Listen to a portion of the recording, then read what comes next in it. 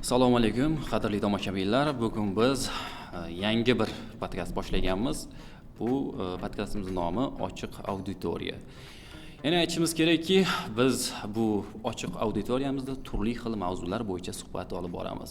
Bugun birinchi sonimizda aynan ko'p gapiriladigan, lekin kam tushuniladigan mavzu sun'iy intellekt va uning yoshlar ongiga ta'siri. Bugungi mavzuyimiz juda ko'p gapiriladigan, lekin kam tushuniladigan sun'iy intellekt mavzusi. Demak, bugun sun'iy intellekt va yoshlar haqida suhbat quramiz. Bunda menga yordam beradigan mutaxassisimiz, aynan kasbdoshimiz deb bo'ladi, Ahror aka Tavkarov va yoshlar nomidan Fragansa universiteti talabasi O'ktamali. Demak, bugun biz aynan sun'iy intellekt va yoshlar mavzusini sizga ochib beramiz. Marhamat.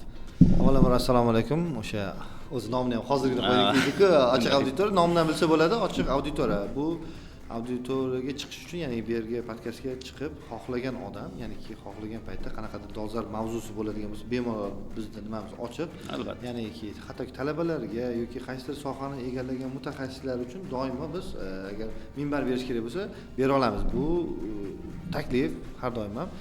Tag'in yana kimdir o'ylashi mumkin, bular yana chiqib yana nima deydi, o'sha sizlar chiqmadinglar deydi-yu. Yo'q, biz avvalroq ham chiqqanmiz ancha. Nurbek aka misol uchun o'zi televideniyada doimiy. Albatta. Tarixiy o'sha podkastlarda ham Nurbek aka doimiy ekspert bo'lib qatnashadilar. Nurbek aka aytgandek, bugun biz asosan sun'iy intellektni qaysi yo'nalishiga ko'proq urg'u beramiz? Albatta talabalarning ChatGPTdan foydalanish. ChatGPT deganda umuman boshqa. Oddiy ChatGPTdan foydalanishadi talabalar. Oddiy foydalanadi. Eng qulay bo'lib qolgani. Mana shu nimaga olib chiqdinglar desa, aytishimiz mumkinki, hozir ChatGPT talabalarni dangasa qilib qo'ymoqda degan fikr hamma o'qituvchi ustozlar, domlalarda hammasida bir xil menimcha tushunchasi bor. Menda ham bor, sizda ham bor. Misol uchun biz ham talabalarga dars beramiz. Lekin hamma narsani me'yori yaxshi-da. Hamma narsani misol uchun bizni davrimizga kelib, universitetni bitirish jarayonimizda internet rivojlangan, internetdan foydalanayotganda, internetdan qilib keldingmi deb ustozlarimiz urishishgan. Biz mana hozir endi ChatGPTdan qilib keldingmi deb urushyapmiz-da. O'zi aslida. Men savol tashlamoqchi edim. Talabalarimizdan nomzod yoshlar nomidan kelgan. O'ktamali savol. Sizlar umumiy mavzuga tayyorgarlik ko'rish jarayonida ChatGPTdan necha foiz tayyorgarlik ko'rasizlar? Necha foizini ChatGPT orqali tayyorlaysizlar? Demak, 100% deb olsak, shundan necha foizi ChatGPT yoki sun'iy intellekt bilan bog'liq? Assalomu alaykum avvalambor. Hozirgi o'sha talabalarni yordamchisi bo'lib qolgan ChatGPT haqida gaplashyapmiz. Talabalarda hozirgi kunda qaraydigan bo'lsak, ChatGPT do'stiga, yoriga aylanib qolgan desak ham bo'ladi, chunki dars davomida ham prezentatsiya qiladi yoki bironta bir ma'lumot olib kelganda ham, vazifani bajarib kelganda ham 80-90% ChatGPTdan foydalanadi hozir. O'sha Gamma, ChatGPT, Gemini chiqdi hozir foydalanadi. Talabalarning ko'plab talabalar lekin uni informatsiyani tekshira olmaydi. Foydalanadi. U ma'lumotni o'ziga qabul qilib oladi, to'g'ri deb o'ylaydi. O'sha dars davomida ham o'zim kuzatib o'tiraman, masalan, eski ma'lumot chiqib qoladi, ChatGPT shuni beradi, shuni olib prezentatsiya qiladi, tekshira olmaydi.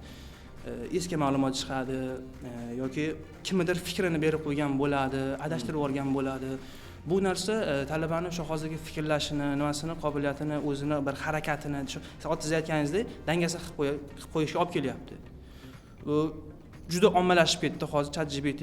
Oldin o'sha biz birinchi o'qishga kelganimizda hali bu ommalashmaganda, hamma o'zi qidirardi, masalan, Googledan, YouTubedan qidirib, har xil maqolalar o'qirdi, masalan, boshida. Keyin bu ChatGPT rivojlanib ketgandan keyin hozirgi kunda hamma deyarli shu 70-80-90% ChatGPT yoki Gemini, Open shu Gamma deydi, shulardan foydalanyapti hozir. Demak, hozir bu yerda mana misol uchun men o'zim ham dars beraman, siz ham dars berasiz. Mustaqil tadqiqot masalasi. Mana talabalar albatta mustaqil o'rganish kerak. Universitet, mana misol oliy ta'lim tashkilotida fikrlashni o'zi emas, nima deydi, qandaydir sun'iy intellektni dasturlarga yuklab qo'yyapti-da talabalar. Qarang, dangasalik deyapmiz-da. Endi tan olishimiz kerak, dangasalikka emas, aslida meni fikrimcha insonning dangasi ekanini ko'rsatib beryapti shunchaki bu ko'zgu sun'iy intellekt. Yo'q, o'zi talaba mana aytadi o'zi kimdir aytgan edi, eng qiyin vazifalarimni nimaga dangasalarga beraman, ular oson yo'lni topadi. Ha, shunday. Oson yo'lda sun'iy intellekt bo'lib qolyapti. Intellekt bo'lib qoldi. Men juda ko'p o'sha taqdimotlar yoki boshqa narsalarni ko'raman. Men hattoki taqdimot, ya'ni prezentatsiya olmay qo'ydim.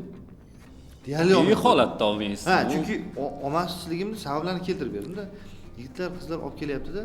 Ishonasizmi? Mana oraliq nazorat bor-ku, talabalar biladi. Oraliq nazoratni men hattoki savollarini berib yuboraman. Tayyorgarlik ko'rib kelasan va xulosa yozasan. Men xulosa yozishni, ya'niki o'sha mavzuni xulosasi, men misol uchun voqelik bo'ldi, misol uchun O'zbekiston mustaqillik deklaratsiyasi haqidagi voqea, o'sha jarayon haqida misol uchun o'tib bergan so'rim, bizda videosi bor, holati bor, hammasini o'tib berganmiz. Darsda to'liq tushuntirishga harakat qilgansiz. Unga berib yuborasiz. Xulosa yozib kelgan yoki xulosaga tayyorgarlik ko'rgan, baribir xulosa chiqarishni o'qitib kelish kerak-ku mavzuni. Bilasizmi nima qiladi? ChatGPT xulosa tashlaydi va bitta narsani tushunmaydi-da, o'qituvchilar ham ular tashlaydigan mavzuni hammasini men shaxsan o'zim beradigan savollarim hammasini xulosasi uchun ChatGPT deb nomni o'rgangan, hamma shu ChatGPT har xillari bor. Uni har xil variantiga tashlab ko'rgan bo'laman.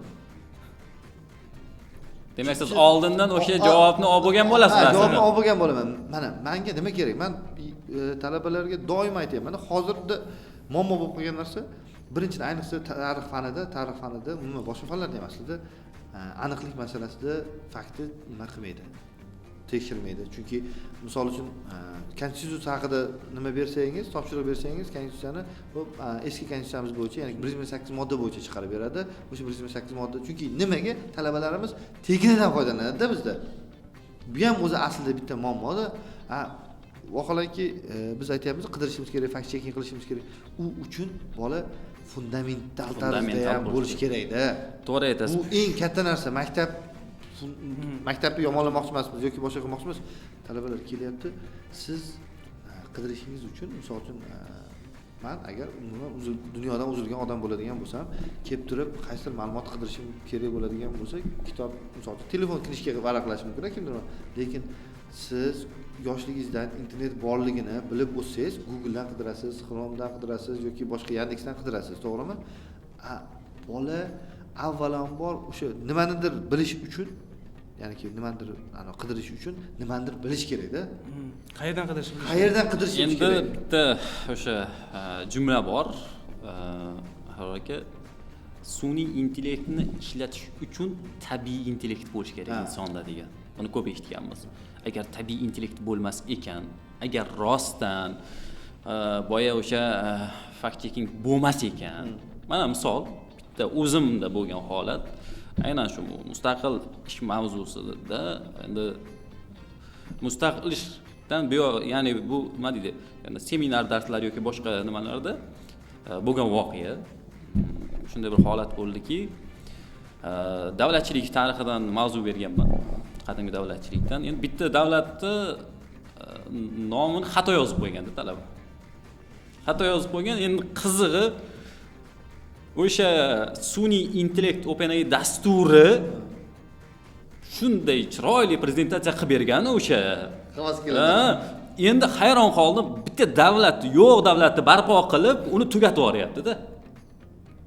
Ana shu narsani talabalarga tushuntira olmayman men. Bu nafaqat bu narsani aytyapman-ku, sun'iy intellektni boshqarish kerak inson.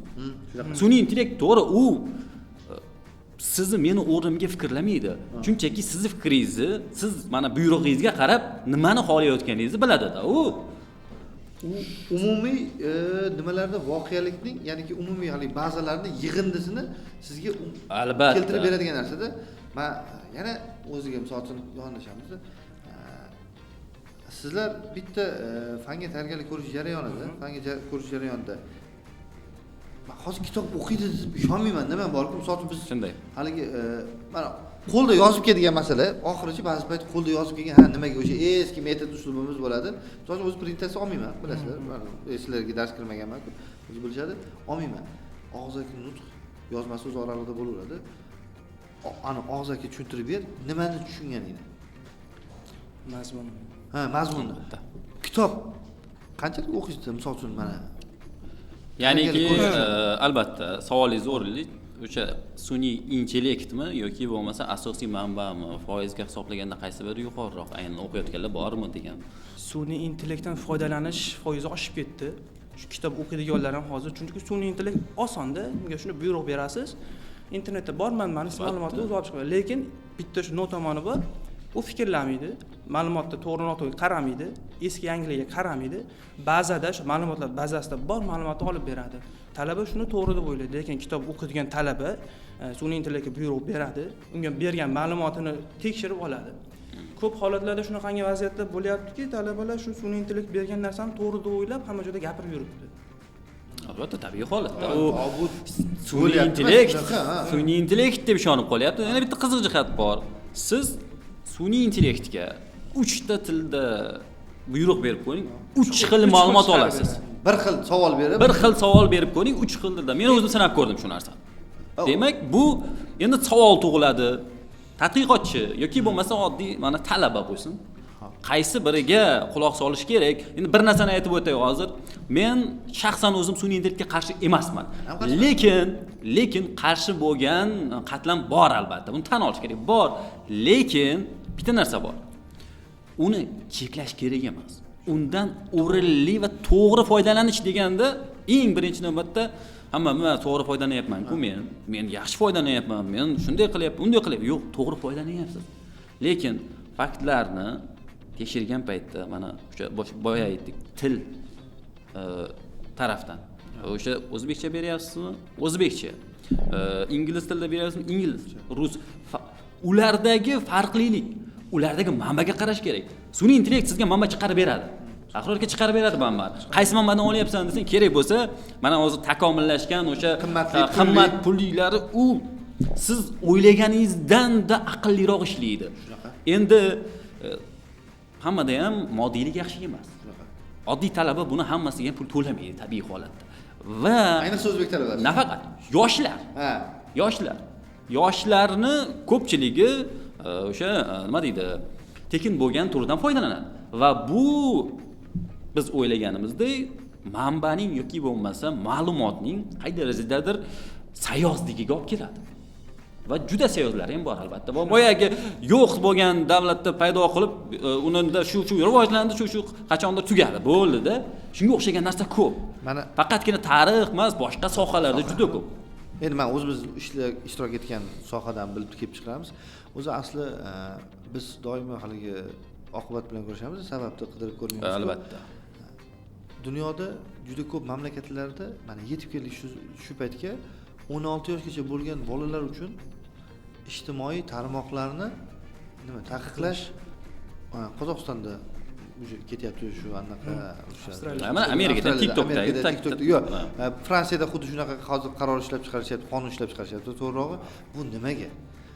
Chunki bolalarda mantiqiy fikrlash umuman yo'qolib qoldi. Men hozirgi talabalarda misol uchun asli kelishib, misol aytayapman, boy maktabda yo'q, o'sha chunki qarang, yozasiz, YouTube'da qilasiz, chiqadi. Anaqasi yo'qki har qanday voqeani mamlaqada siz qaysidir fizik olim haqida bilmoqchi bo'lsangiz, YouTube'ga yozasiz, qaysidir bloger YouTube'da o'sha haqida sal noto'g'ri ma'lumot bergan bo'lsa, haligini oladi. U yerda yana 1 million prosmotr yoki 300 ming prosmotr bo'lgan. U ishonadi u narsaga, mana gapirilgan ekan. Bo'ldi. Uni o'ylab ko'rmaydi. O'sha uchun, ya'niki o'zi biz 16 yoshgacha baribir qachondir biz ham taqiqlaymiz, xuddi shunaqa masala bo'lsa. Ijtimoiy tarmoq taqiqlasak, bola kitob o'qiydi va mantiqiy fikr. Hozir bilasizmi? Imtihonlarga, bolalarning imtihonlariga biz test yodlashga mo'ljallangan avlodmizku, biz siz bilan test yodlashga mo'ljallangan avlodmiz. Shuni ham bir mantiq anaqamiz bo'lgan ekanda, misol uchun hozirgi analiz qilasizda javob. Analiz qilasizda, hech bo'lmasa hozirgi avlod uchun qo'yilgan ko'rdingizmi? Darsliklarda mantiq, o'sha mantiqiy o'yinlar, anaqa qilish, 4-sinf biz o'qib qo'ygan o'sha o'tish davrida bo'lib qolgan davrimizga o'quvchilar, ya'ni hozir katta bo'lganlar bunaqa biz o'sha fizikani bir xil 70-80-yillardagi fizika dasturi asosida matematikanikini ham, misol uchun tarixni ham, inglizini ham xuddi shu nimada o'tgan. Chunki yaqingacha o'sha Bonk degan ingliz tilli kitobni o'qigan. Albatta avlodimiz shuni o'qigan. Ya'ni bir xil qolipdagi avlod desak ham bo'ladi. Endi men bu yoqqa o'sha mashhur kursini olish jarayonidan oldin ChatGPT bilan suhbatlashdim-da. Endi qarangda ChatGPT ko'rsatuvga ChatGPT bilan, ChatGPT bilan tayyorgarlik ko'rmadim. Albatta o'zidan ham so'raylik-da ChatGPT. Albatta o'zi qanday reaksiya berishi qiziq albatta. Juda qiziq. Mana hozir o'qib beraman sizga qisqa joylardan-da. Lekin ishonasizmi? Men o'ylagan narsani ChatGPT chiqarib bermadi. O'zi haqidagisi-da. Aytayapti mana. Umumiy aytib ketaman. Albatta. Ilmiy intizom va plagiat xavfi mavjud bo'ladi, deyapti. Ya'niki ilmiy intizom bu shu yillarning davomida masalan siz ilmiy masala qilmoqchimisiz, haligi uni yozib turib buni bazasidan Amerikadagidan shunday qilib ko'chirib chiqarib bergan emasda. Siz o'zingiz izlanishingiz kerak. Bu hali talabaga emas. Bu bizga anaqasi kerak. Plagiat emas ko'payadimi? Sinov va imtihon qoidalari bilan muammolar tug'ilish paydo bo'ladi. Albatta, tabiiy holat. Tabiiy holat, ya'niki siz imtihon vaqtida telefondan foydalana olmaysiz, shparkadan foydalana olmaysiz, sizni o'rningizda muammo paydo bo'lishni boshlayveradi. Keyin haqiqiy ma'lumotlar xatosiga shubha uyg'otish boshlanadi. Ya'niki siz haqiqiy beradigan ma'lumotingizga yillar davomida bo'lgan ma'lumotni to'g'ri ma'lumotga xato qarash paydo bo'ladi. Bu o'zi beryapti, buni ChatGPT'ning o'zi beryapti. Qarang, AI ba'zi hollarda noto'g'ri yoki eski ma'lumotlarni chiqarishi, manbalarni noto'g'ri ko'rsatishi yoki ma'lumotlarni noto'g'ri talqin qilishi mumkin. Va bu qarang. Shunday joy berganki, axloqiy va diniy masalalarda ayrim madaniyatlar yoki kontekstlar bo'yicha nozik yoki noto'g'ri yondashuvga olib kelishi mumkin. Va bu global muammolarni ham olib kelishi mumkin. Shunday albatta. Chunki hozir hattoki diniy masala haqida ham ChatGPT ga so'rab beradiganlar paydo bo'lganda. Albatta. Lekin ChatGPT diniy masala haqida javob bermaydi. Yo'q, u har xili bor. Qarang, javob berishi ham mumkin. Berishi ham mumkin. Berayotganlar ham bor. Endi qaysidir ma'noda nima deydi? Sun'iy intellektga savol bersangiz, misol uchun imkon qadar javob berishga harakat qiladi. Shunaqa. Tabiiy holatda. Chunki uni vazifasi shu. Mana shu eng ikkita joyi qoldida, qarang, men bitta yozgan. Ta'limga bo'lgan teng imkoniyatlar rezonansi yo'qolishi mumkin. Ya'niki internetga, qulay qurilmalarga yoki budjet bilan bog'liq holatdagi yaxshi ta'minlangan o'quvchilar rivojlanishi kuchliroq bo'lib ketishi mumkin. O'sha nima deydilar, sal pastroq bo'lib qolish degan nimani ham beryapti. Qo'yat so'ra. Bu o'zi beryapti buni. Albatta. Qarang, axir aka shu yerda talaba o'rtasida, oddiy yoshlar o'rtasida ilm masalasida, ilm olish masalasida bu yerda tabaqalanish vujudga keladi, bilasizmi? Ana shu narsa. Qanday? Juda yuksak, ya'ni o'sha sun'iy intellektni boshqara olganlari yuqoriga o'sish bo'ladi.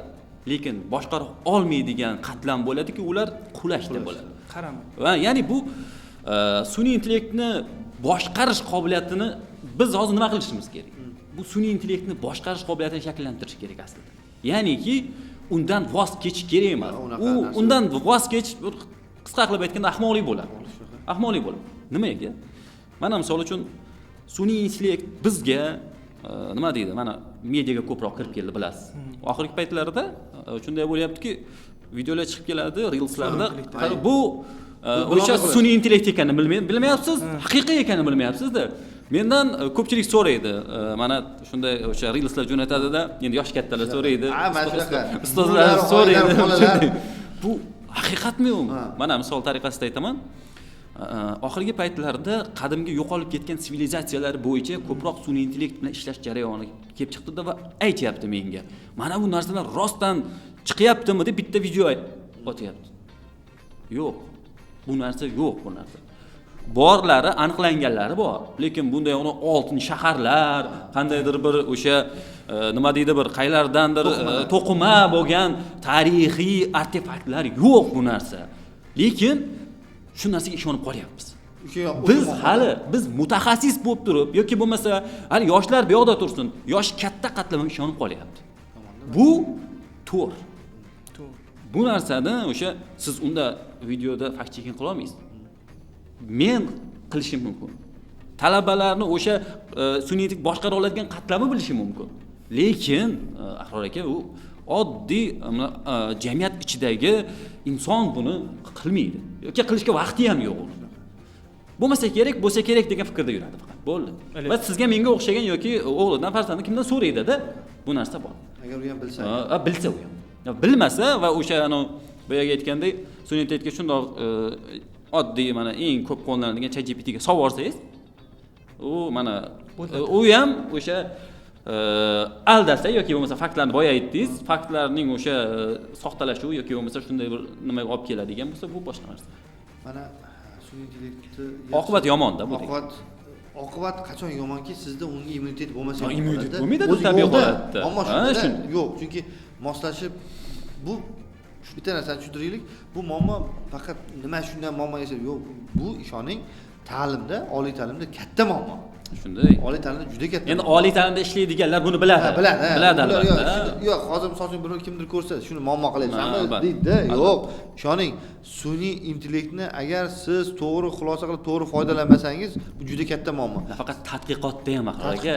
Tadqiqotda bu nafaqat bankda ham pullaringizni qayerdan o'sha nima qilib olishyapti? Albatta. Ovozingizni o'xshatib turib, shaxsan sizni ovozingizni o'xshatib turib, sizdan yordam, sizda telegramingiz orqali yordam so'rayapti. Hattoki video, o'sha dumaloq videoni qilib turib, sizlar orqali necha millionlab. Kecha prezidentimiz ham xuddi shu masalalar bo'yicha kiber xavfsizlikka nima qilindi-yu, u bitta faqat ana bank kartasidan nimani yechib olish yoki boshqa narsa emas-da, ular so'rayapti, ovozni so'rayapti. shunday. Ovozni birga bir O'xshatib beryapti, albatta. Firibgarlar uchun qo'l keladi. Ha? Futbolda bir gap bor, sen urmasang senga urishadi deydi. Sun'iy intellektdan shunaqa-da, sen uni boshqarmasang, sun'iy intellekt seni boshqaradi.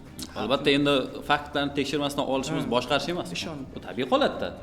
Sen so'rayapsan, shunda chiqarib beryapti, bo'ldi. Men tayyor ekanman, 100% tayyorman deb keldi. Yodlab keladi. Yodlab keladi. Yodlab keladi, muammo shunda.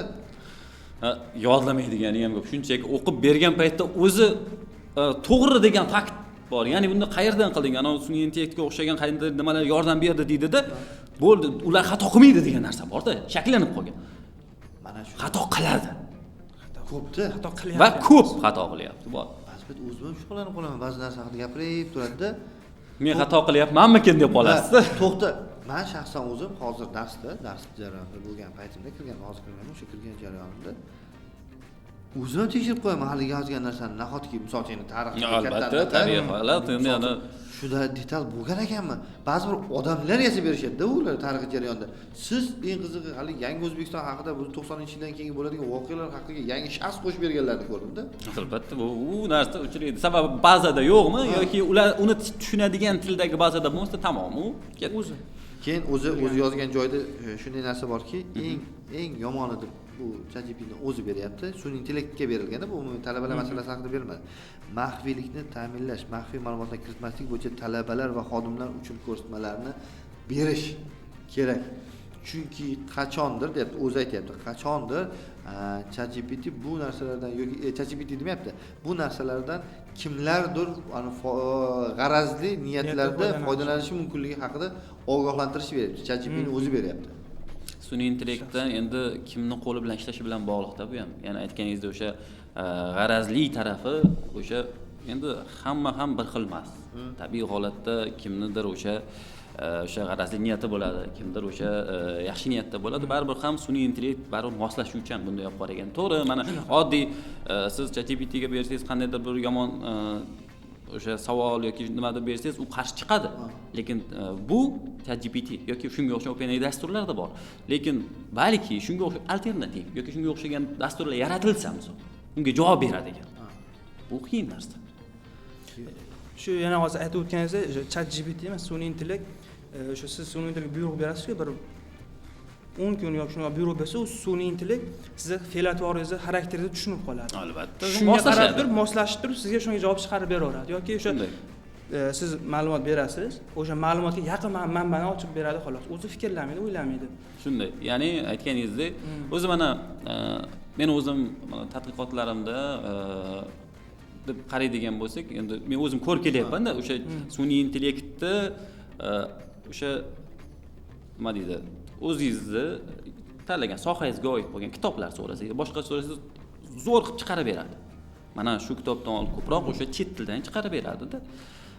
O'sha kitobni olib, o'sha kitobdagi ma'lumotlarni analiz qilish uchun qayta yuklasangiz, bilasizmi, men shu narsani payqab qoldimki, sun'iy intellekt endi u ham ko'proq o'sha tekin yoki nimasiga ham bog'liq, u ham shuni ham aytib o'tay.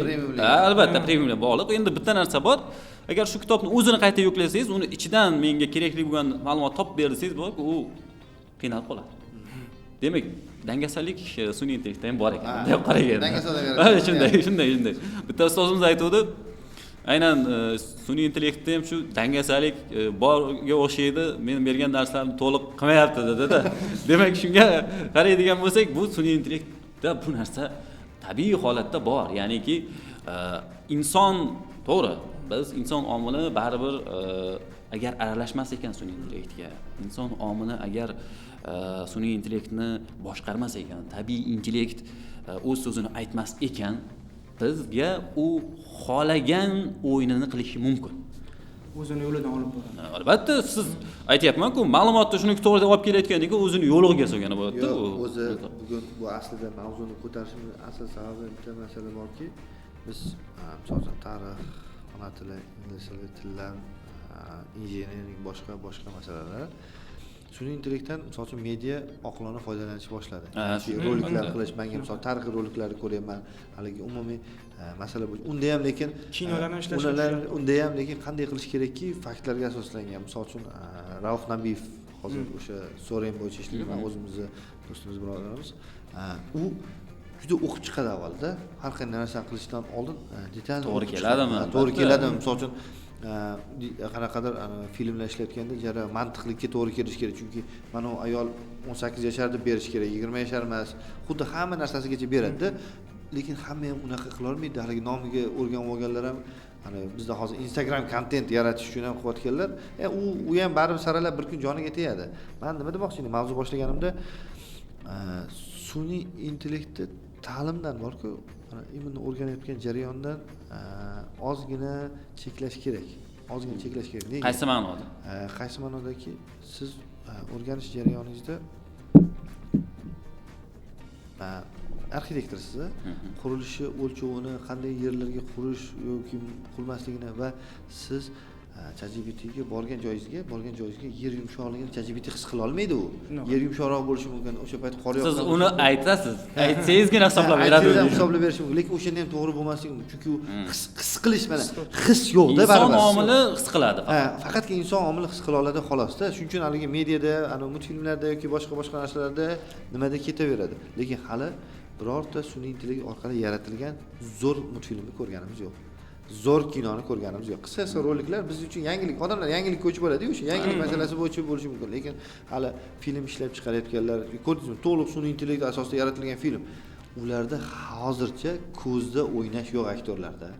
Yoki o'sha nimalarda ham. Men hali ko'rmadim, balki chiqqandir, orqada qolgandir. Lekin bosqichda hozir sun'iy intellektdan rivojlanish, u ham o'zini o'zi isloh qilishmaydi. Nega ta'limdan shu narsani olib tashlashda uni his qila olmaydi, tushuna olmaydi-da. Baribir sun'iy intellekt odam yaratdimi? Odam idrokdan past uni nimasi? Shunaqa. Har qanday holatda ham. Siz talaba, misol uchun, shunday qilib turib, astronom o'rganayotgan paytida tir yozib turib, hamma ma'lumotni chiqarib olishingiz mumkin.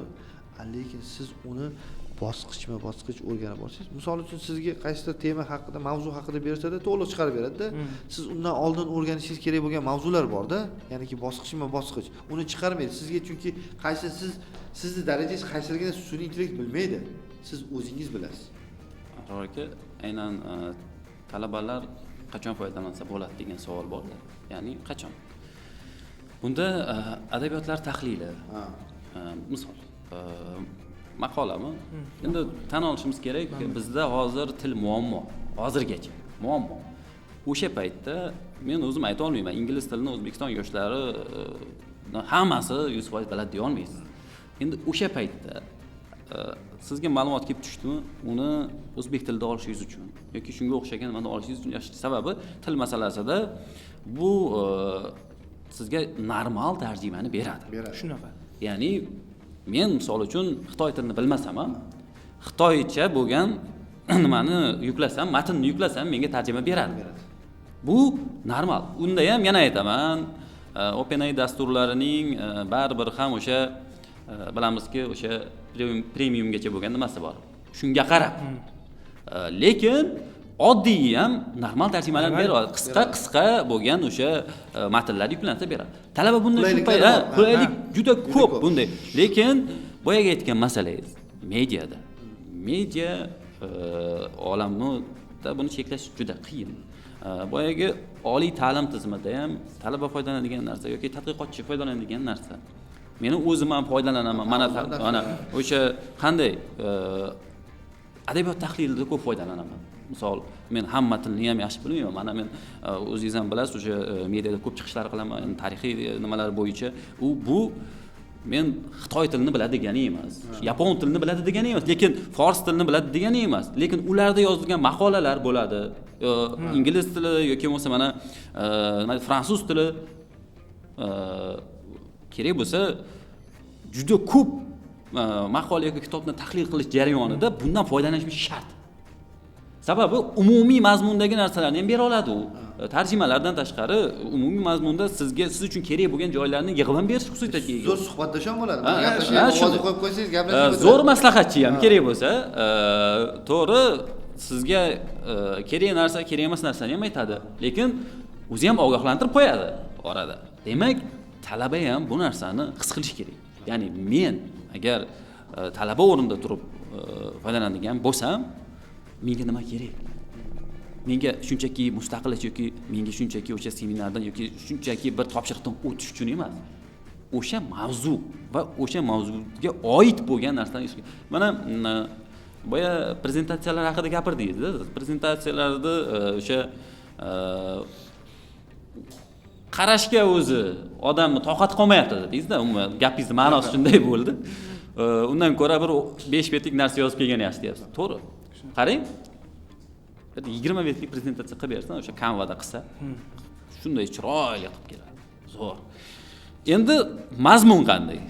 Mavzu ketadi. Umumiy narsa ketadi. Reja zo'r bir bilmadim, bu 10 ta reja qiladi-da, misol. Ketadi bir o'sha rejada oid qilib ketadi, reja yoziladi-da, qisqacha qarang. Bir 5 qator, 10 qator beradida, bilasizmi? O'sha narsa 2 yo 3-betda yana takrorlanadi, boshqacharoq bergan. Endi bu mazmun endi eng yomoni, eng oxirida nima qo'yibdi? Foydalanadigan adabiyotlar ro'yxatini qo'yibdi. Shunday chiroyliki, siz u adabiyotni rad eta olmaysiz-da.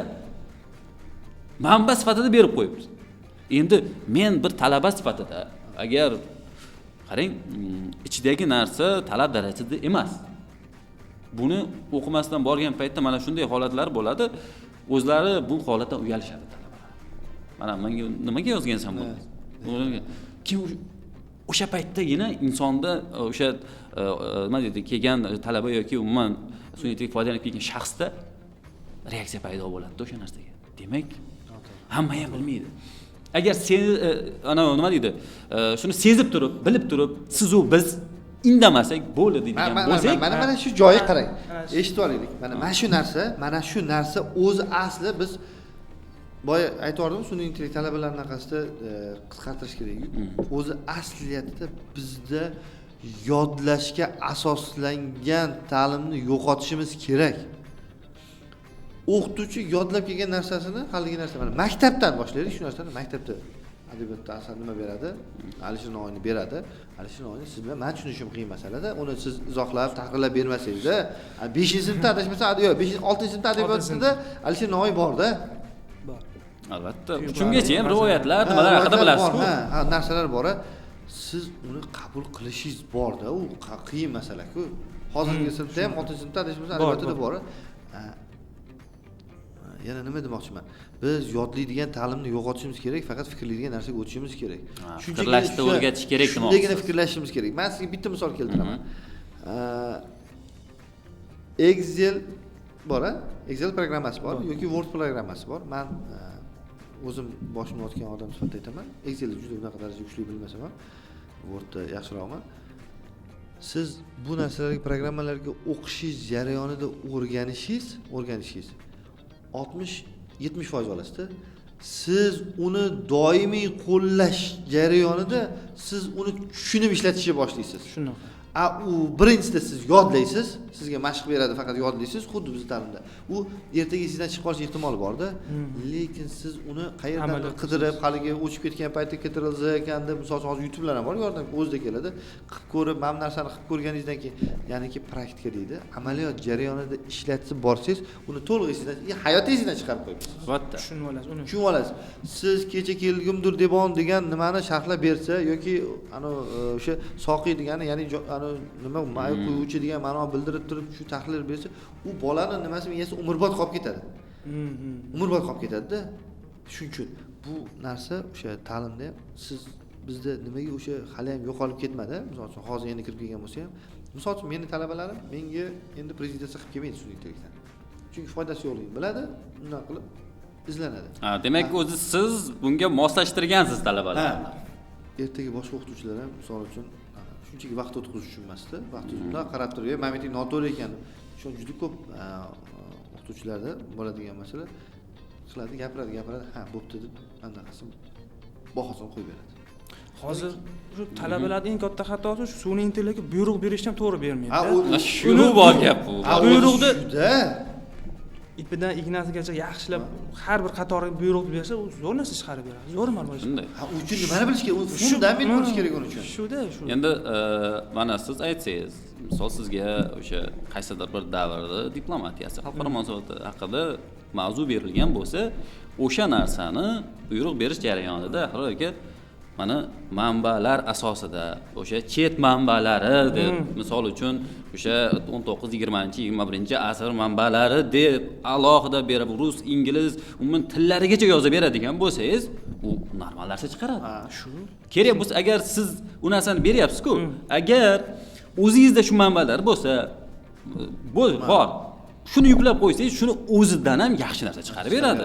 Lekin uni aytganingizdek buyruqda xato qilyapmiz. Buyruqda xato. Ana shu buyruqni berishni aslida biz o'rgatishimiz kerak.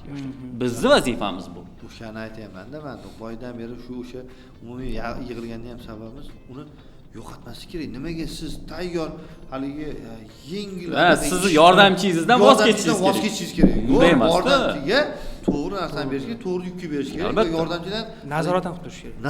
Nazorat albatta, chunki o'sha masalalar endi shu faktlarni tekshirish bu narsa. Fakt haliginday bo'lishimiz kerak-da. Bir inson yoki kimdir ChatGPT orqali Qozog'istonda sudga berib, qaysi tashkilotda yutdi. Mana bu to'g'ri yo'nalish. To'g'ri buyruq bergan. To'g'ri buyruq, chunki siz sudda yutib olish uchun sudyalar o'qigan boshqa kodeksda qayerdadir qolib ketgan lazeyka orqali qaysidir voqelikda berganligida ko'zdan qochirgan holatda u siz ChatGPTga savol berishingiz uchun buni bilishingiz kerak-da. Albatta. Yuridik bilimlar, misol aytdingiz-ku, yuridik bilimlarda juda yaxshi maslahatchi misolda. Endi tibbiyot bo'yicha juda ayta olmayman, lekin unga ham ancha nima qilib qopti, so'rasangiz javob beradi. Lekin men maslahat bermayman bu narsani tabiiy holatda. Men umuman maslahat, men oxirgi paytda o'sha haligi ko'pchilik so'rayotganlar bor-da, mendan sun'iy intellektdan so'rayapman, shu maslahat yo'q.